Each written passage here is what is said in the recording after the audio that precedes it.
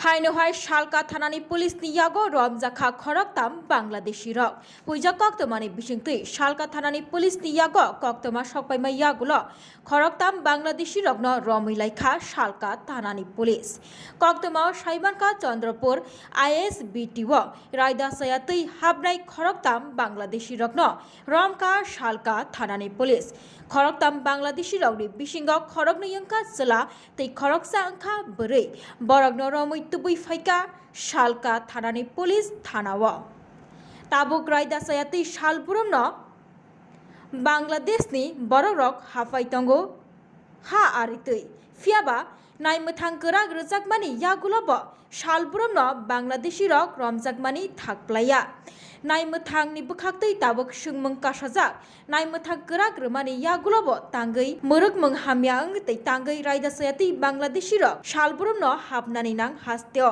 आबोबाय Tabuk हास्तेनि हालक तुरुक तुरुकनो केशबै तंगमानि फाइसिंबो थांगै तंगमानि नुकजागै तंखा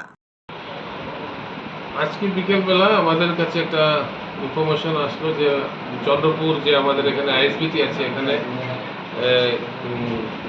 দু তিনজন সন্দেহজনক লোকের গতিবিধি দেখা গেছে। তারপর আমাদের সাব ইন্সপেক্টর কৃষ্ণনন্দন দেবনাথ এবং আমাদের ইন্টেলিজেন্স ইনপুটের উপর বেস করে আমরা এখানে তিনজন লোককে আমরা আটক করেছি বিকেলবেলায়। তার ভিতরে আপনার একজনের নাম হচ্ছে মোহাম্মদ সিরাজুল শেখ, আরেকজনের নাম হচ্ছে মোহাম্মদ আলামিন ইলিয়াস জুয়েল। একজনের বাড়ি হচ্ছে বাংলাদেশের রাজশাহী ডিস্ট্রিক্টে, আরেকজনের বাড়ি হচ্ছে বাংলাদেশের সুনামগঞ্জ ডিস্ট্রিক্টে।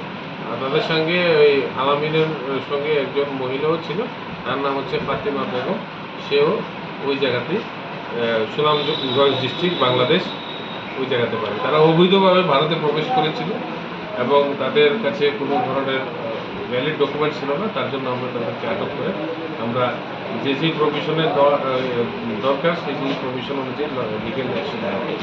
কি উদ্দেশ্যে তারা এসেছিল? তাদেরকে ইন্টারোগেশন করা হচ্ছে, ইন্টারোগেশন করলে পুরোটা বের হয়ে আসবে। সমস্ত জিনিসগুলি আমরা ইন্টারোগেশন করছি। মানে আপনাদের কাছে কোন পথ ধরে তারা ভারতে প্রবেশ করছেন?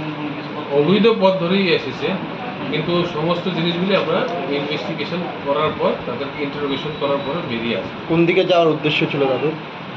অবৈধভাবে এসে অবৈধভাবে বসবাস করার উদ্দেশ্যই ছিল তাদের। বাকি যা জিনিসগুলি আছে সবগুলো আমরা ইন্টারোগেশন করে আমরা বের করবো। কোন জায়গা থেকে আসছে বা কোন জায়গা দিয়ে আসবে এইগুলি সব কিছু আমরা দেখছি।